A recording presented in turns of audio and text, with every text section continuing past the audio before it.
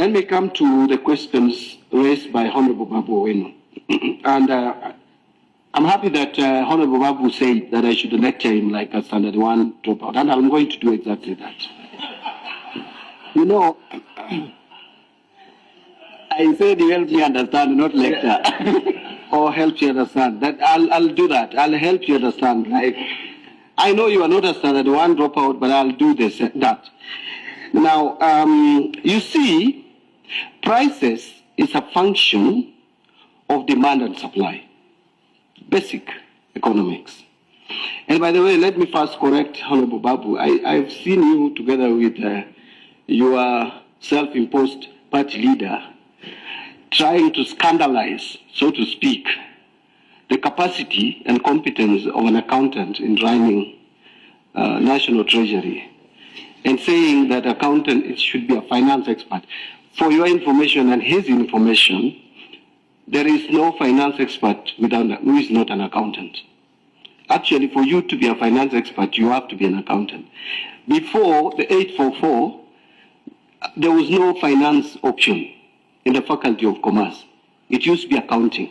So you qualify as an accountant. And in accounting, you do all forms of finance, including public finance, corporate finance, and all the finances. So finance is actually a subset of accounting. It's within accounting. And by the way, in accounting, we not only do that, but we do law. We do basic law, we do commercial law, we do corporate law, we do everything about law. And we go a step further to do ICT. Actually, if there is any profession, if once you qualify, you can be anything, is an accountant. So I just wanted to allay your fears. One time I see you nursing some ambitions of being president, maybe 2052 or 2057. You can confidently. Honorable Owino. Honorable Babu, you can confidently. Let me just finish. You can confidently hire an accountant as your finance minister. But let me come to now your questions. You see, I started by saying basic economic concepts. In fact, I would call it macro MM1, macroeconomic, foundations of macroeconomics. You learn that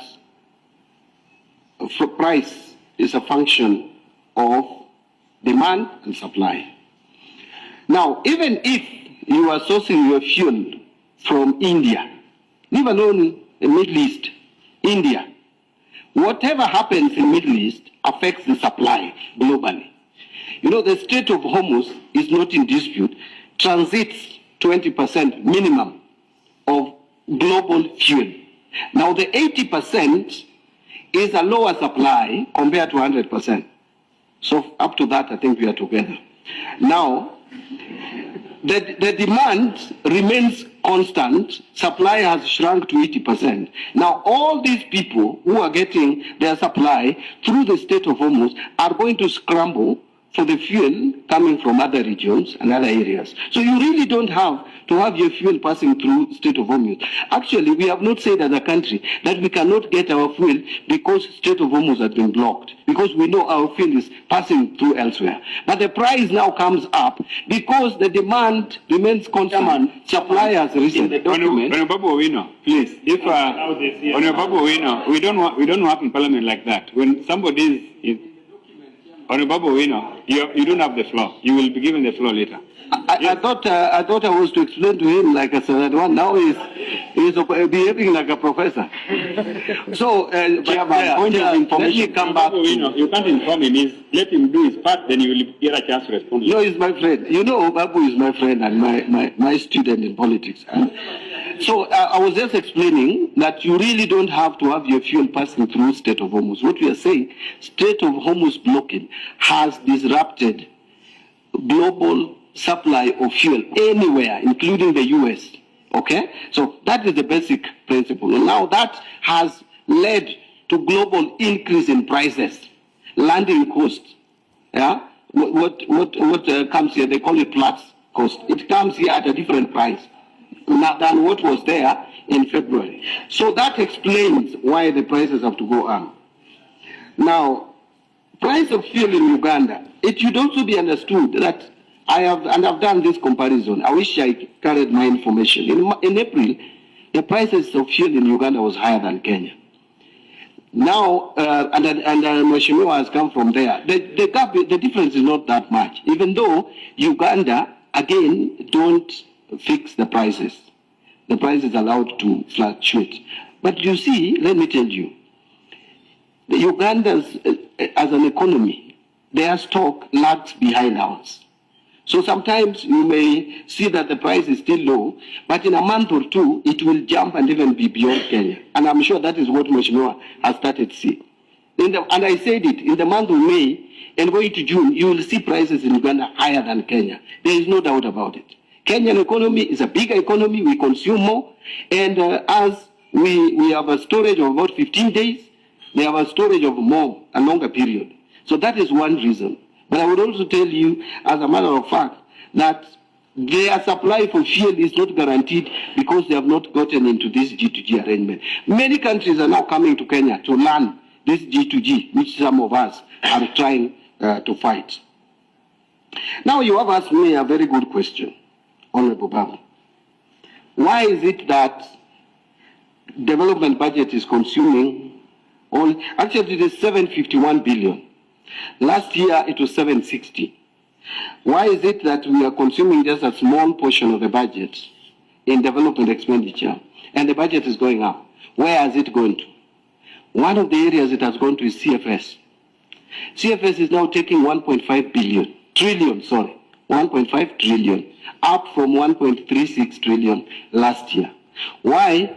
Because a lot of debts, you asked who has put us here. Who has put us here is actually one of your friends who has led this country.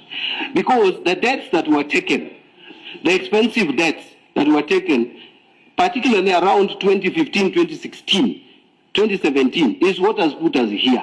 We have to pay that interest. We have no choice. We have no choice because debt is a first charge. So when I see some people say that someone left a functioning economy, far from it.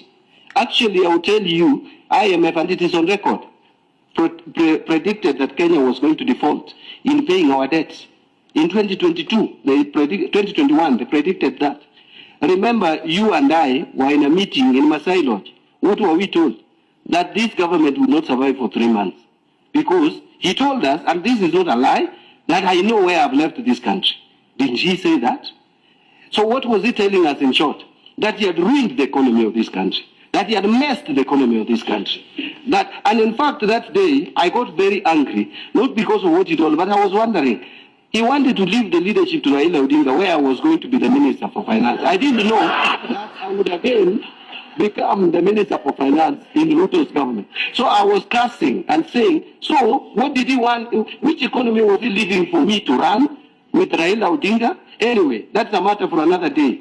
But I am just telling people who are probably not in that meeting, and majority of us, apart from the chair, myself, Honorable Waziri, repeat that. Shako was there. Waziri, Honorable Ching was there. Repeat for the media, for the media here. Ruto-Jail and Anaseka.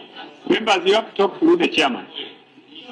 The tendency to just log in the microphone and talk without passing through me is illegal. It's not allowed. Yeah. If you want to talk, no, but chairman, come through me. Yes. Chairman, sorry. Let's allow the minister to continue. And the reason why, Chairman, I've gone this route, and it should be understood that I'm actually, it's not really a joke.